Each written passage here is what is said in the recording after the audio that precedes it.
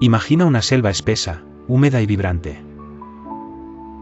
El aire está cargado de calor, insectos revolotean sin descanso y el sonido de la naturaleza nunca se detiene, grillos, aves, hojas que crujen bajo los pasos sigilosos de hombres que avanzan sin ser vistos. En la penumbra verde, un campesino vietnamita carga agua en 2 cántaros colgados de un palo de bambú. Su mirada es tranquila, pero a pocos metros, ocultos bajo la maleza, guerrilleros del Vietcong se mueven en silencio, como sombras invisibles en un mundo de raíces y barro. A lo lejos, el zumbido de un helicóptero rompe la calma. El cielo vibra con el rugido de las aspas, y desde arriba, soldados estadounidenses observan la selva sin lograr descifrarla. Para ellos, cada árbol puede esconder un enemigo, cada camino puede ser una trampa. La tecnología más avanzada se enfrenta a un territorio que no se rinde, que parece absorberlo todo. Así comienza la historia de la Guerra de Vietnam, un conflicto que no solo enfrentó armas y ejércitos, sino también ideologías, culturas y voluntades. Fue la guerra en la que la superpotencia del mundo descubrió que la victoria no siempre pertenece al más fuerte, y en la que un pueblo pequeño, decidido a resistir, desafió lo imposible. Para comprender la Guerra de Vietnam, debemos retroceder al siglo XIX, cuando la región de Indochina, formada por Vietnam, Laos y Camboya, se encontraba bajo dominio colonial francés. Durante décadas, Francia explotó sus recursos naturales y sometió a su pueblo a un régimen de control político y económico. Sin embargo, en las aldeas y en las ciudades comenzaban a surgir movimientos nacionalistas que soñaban con la independencia. Entre esos líderes apareció una figura que se volvería central, Ho Chi Minh. Inspirado por el comunismo y los ideales de liberación nacional, organizó en la clandestinidad un movimiento de resistencia. Su visión era clara, un Vietnam libre de todo dominio extranjero. La Segunda Guerra Mundial trajo un giro inesperado. Japón ocupó Indochina, debilitando la presencia francesa. Fue entonces cuando el grupo de Ho Chi Minh, conocido como el Viet Minh, se fortaleció como fuerza de resistencia. Cuando la guerra terminó en 1945, y Japón se rindió, Ho Chi Minh proclamó la independencia de Vietnam en Hanoi, inspirado en los mismos ideales de libertad que escuchó en los discursos occidentales. Sin embargo, Francia no estaba dispuesta a perder su colonia. Lo que siguió fue la Primera Guerra de Indochina. Durante casi una década, vietnamitas y franceses se enfrentaron en junglas y valles, hasta que en 1954 ocurrió la batalla decisiva, Dien Bien Phu. Allí, el Viet Minh derrotó al ejército francés en un asedio que sorprendió al mundo. Fue la primera vez que una potencia colonial europea caía ante un movimiento nacionalista de Asia en el siglo XX. La derrota francesa llevó a los Acuerdos de Ginebra. Estos acuerdos dividieron a Vietnam en dos: al norte, un gobierno comunista liderado por Ho Chi Minh. Al sur, un estado respaldado por Occidente, con capital en Saigón y un gobierno autoritario que buscaba contener el comunismo. En teoría, se habían programado elecciones nacionales para reunificar el país. Pero esas elecciones nunca llegaron a celebrarse. La desconfianza era demasiado grande. Así, Vietnam quedó dividido no solo en un mapa, sino también en ideologías y en sueños distintos de futuro. El norte quería unificar la nación bajo un régimen comunista, mientras que el sur se presentaba como la muralla contra la expansión del comunismo en Asia. Estados Unidos, observando el avance soviético y chino, decidió intervenir cada vez más, convencido de la famosa teoría del dominó, la idea de que si Vietnam caía, toda Asia seguiría su ejemplo. En esos años, mientras campesinos cultivaban arroz en campos inundados y los templos budistas seguían su ritmo milenario de oraciones, la región comenzaba a transformarse en el centro de un conflicto global. El destino de un pequeño país asiático estaba a punto de convertirse en el campo de batalla de dos mundos en pugna. La división de Vietnam pronto se volvió insostenible. En las aldeas del sur, campesinos descontentos con la corrupción y el autoritarismo de su gobierno comenzaron a simpatizar con los comunistas del norte. Surgió entonces el Vietcong, una guerrilla organizada que se movía como pez en el agua entre la población rural. Sus combatientes eran invisibles durante el día y mortales durante la noche. Construían túneles subterráneos donde almacenaban armas, vivían y se ocultaban de la aviación.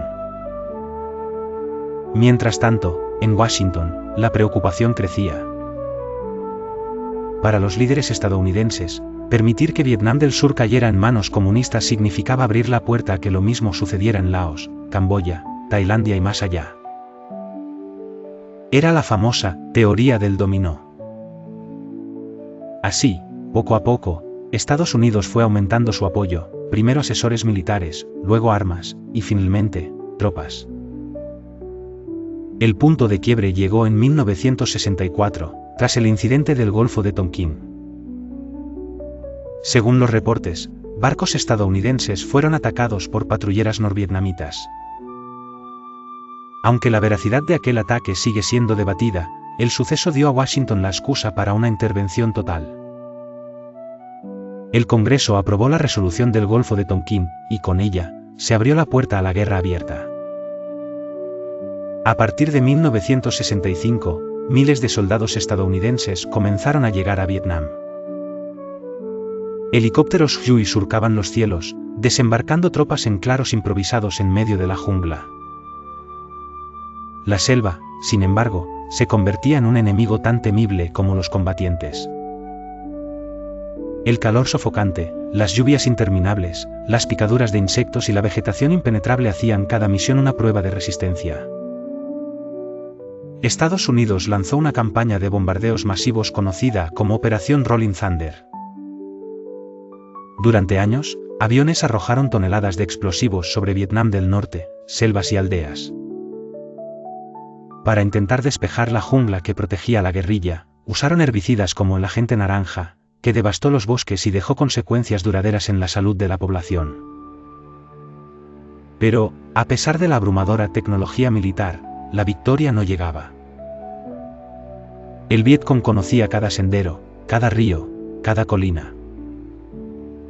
Se movía entre la población civil, confundiendo constantemente al enemigo. Emboscadas inesperadas, trampas explosivas ocultas bajo el suelo y ataques rápidos se convirtieron en la rutina. Por primera vez, la guerra comenzó a transmitirse en tiempo real a través de la televisión. Imágenes de aldeas arrasadas, soldados heridos y cuerpos tendidos llegaron a los hogares estadounidenses.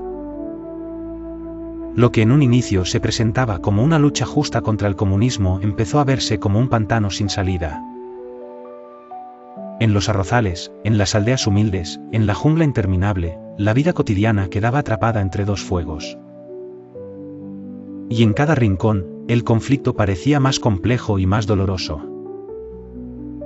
La guerra, que había empezado como un asunto local de independencia, se había transformado en un enfrentamiento global, con Estados Unidos atrapado en una selva que no podía controlar.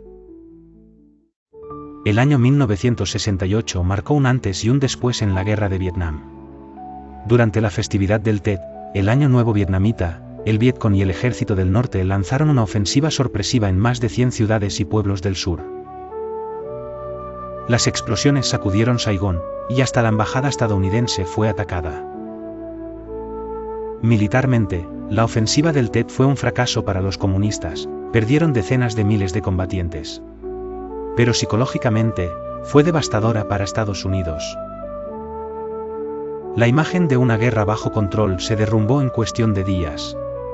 Millones de personas vieron en televisión que el enemigo podía golpear en cualquier lugar, incluso en el corazón del sur. En Estados Unidos, la opinión pública comenzó a volverse en contra de la guerra. Estudiantes marchaban en las calles, veteranos regresaban contando historias de sufrimiento y confusión, y cada día aumentaba la sensación de que Vietnam era un callejón sin salida. Las protestas masivas llenaban plazas y universidades con pancartas que decían «Traigan a nuestros muchachos a casa».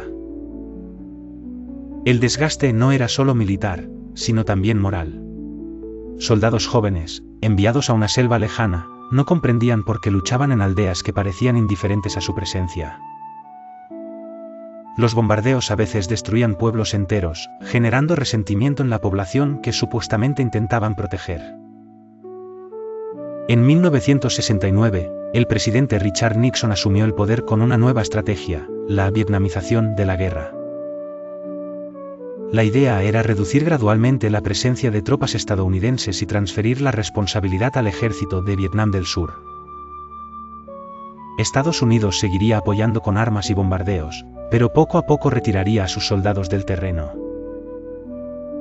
Al mismo tiempo, Nixon expandió el conflicto en secreto, ordenando bombardeos sobre Camboya y Laos, países vecinos utilizados por la guerrilla como rutas de abastecimiento. Aquello extendió la guerra más allá de las fronteras de Vietnam, generando aún más controversia. Mientras tanto, las negociaciones de paz en París avanzaban con lentitud. Cada mesa de diálogo parecía un teatro político, mientras en la selva y en las ciudades la gente seguía muriendo. A comienzos de la década de 1970, la guerra estaba en un punto de inflexión. Los comunistas, aunque golpeados, no estaban derrotados. Estados Unidos, con un ejército poderoso, no podía lograr la victoria definitiva. Y el pueblo estadounidense, cansado y dividido, exigía cada vez con más fuerza el regreso a casa. El conflicto que había comenzado como una intervención para detener al comunismo se había convertido en una herida abierta en el corazón de la sociedad estadounidense. Y aunque la guerra aún no terminaba, el desenlace ya empezaba a vislumbrarse en el horizonte. A comienzos de la década de 1970, la presencia estadounidense en Vietnam comenzaba a reducirse. Aviones seguían sobrevolando la selva, lanzando bombas sobre posiciones del norte, pero en el suelo, los soldados poco a poco regresaban a casa. La estrategia de vietnamización avanzaba, dejando la carga de la guerra en manos del ejército del sur. En 1973, tras largas y complejas negociaciones en París, se firmó un acuerdo de paz. Estados Unidos retiraría sus últimas tropas, mientras el norte prometía respetar un alto al fuego. Para los estadounidenses, era el fin oficial de su participación directa, para Vietnam, apenas una pausa en un conflicto que no había terminado. El retiro dejó a Vietnam del Sur en una posición vulnerable. Sin el respaldo constante de Washington, sus defensas eran frágiles frente a un enemigo disciplinado y motivado. Desde el norte, Ho Chi Minh, ya convertido en símbolo eterno, aunque fallecido en 1969, seguía inspirando a sus hombres a luchar por la reunificación. En 1975, el ejército del norte lanzó una ofensiva decisiva. Avanzaron con rapidez, tomando ciudades una tras otra. La resistencia del sur se derrumbaba como piezas de dominó, incapaz de detener la marea que se aproximaba. El 30 de abril de 1975, los tanques norvietnamitas atravesaron las puertas del Palacio Presidencial en Saigón. La ciudad cayó, y con ella, el gobierno del sur. Las últimas imágenes del conflicto recorrieron el mundo, helicópteros estadounidenses evacuando a diplomáticos y civiles desde la azotea de la embajada, mientras multitudes desesperadas intentaban subir a los últimos vuelos que abandonaban el país. Vietnam quedaba, al fin, reunificado bajo un gobierno comunista. La bandera roja con la estrella amarilla ondeaba sobre Saigón, que pronto sería rebautizada como Ciudad Ho Chi Minh en honor al líder que había iniciado la lucha por la independencia décadas atrás. El precio, sin embargo, fue inmenso. Más de 3 millones de vietnamitas murieron en la guerra, junto a 58.000 soldados estadounidenses. Aldeas enteras quedaron destruidas, bosques arrasados por químicos, y generaciones enteras marcaron sus vidas con cicatrices visibles e invisibles. Para Estados Unidos, fue la primera gran derrota militar de su historia moderna. Para Vietnam, fue la victoria de la resistencia frente a un gigante, aunque alcanzada a un costo devastador. La guerra había terminado, pero sus heridas permanecerían abiertas durante décadas. Cuando los cañones callaron y las banderas rojas ondearon en Saigón, lo que quedó no fue una celebración plena, sino un país desgarrado por décadas de lucha. Los arrozales, que antes daban alimento, estaban marcados por cráteres de bombas. Los ríos arrastraban restos de guerra. y en cada aldea, las familias contaban a sus ausentes. Vietnam había ganado su independencia y su reunificación, pero a un costo demasiado alto. En Estados Unidos, la guerra dejó heridas invisibles. Miles de veteranos regresaron con recuerdos imposibles de borrar: el ruido de los helicópteros, la humedad de la jungla, el miedo constante a una emboscada. Algunos volvieron con heridas físicas, otros con cicatrices emocionales que nunca cerraron. En los hogares estadounidenses, Vietnam se convirtió en una palabra amarga, un símbolo de una guerra que nunca debió alargarse tanto. El mundo también aprendió lecciones duras. La guerra de Vietnam mostró que el poder militar no siempre garantiza la victoria, que los pueblos dispuestos a resistir pueden desafiar a gigantes, y que la voluntad política y social es tan importante como los ejércitos y las armas. Fue también la guerra que transformó la relación entre los medios de comunicación y los conflictos. Por primera vez, la televisión llevó el campo de batalla directamente a las salas de estar, y con ello, la opinión pública se convirtió en un actor decisivo. Décadas después, la selva vietnamita volvió a cubrir las cicatrices de las trincheras, y los niños corren en campos donde antes había fuego. Pero en la memoria colectiva, Vietnam sigue vivo como un recordatorio de la fragilidad humana, de la resistencia y del dolor. Hoy, cuando pensamos en aquella guerra, no lo hacemos solo para hablar de fechas o batallas, sino para entender lo que significa la resiliencia de un pueblo y la necesidad de aprender del pasado. La historia de Vietnam nos recuerda que la paz nunca es un regalo, es una conquista diaria, frágil y preciosa. Y mientras cierras los ojos esta noche, deja que el eco de esta historia se disuelva en el silencio. Que el recuerdo de aquellos años se transforme en un susurro calmado, una invitación a valorar la calma que hoy nos rodea y a comprender, con serenidad, que la guerra nunca deja vencedores completos, solo pueblos que aprenden a levantarse de sus cenizas.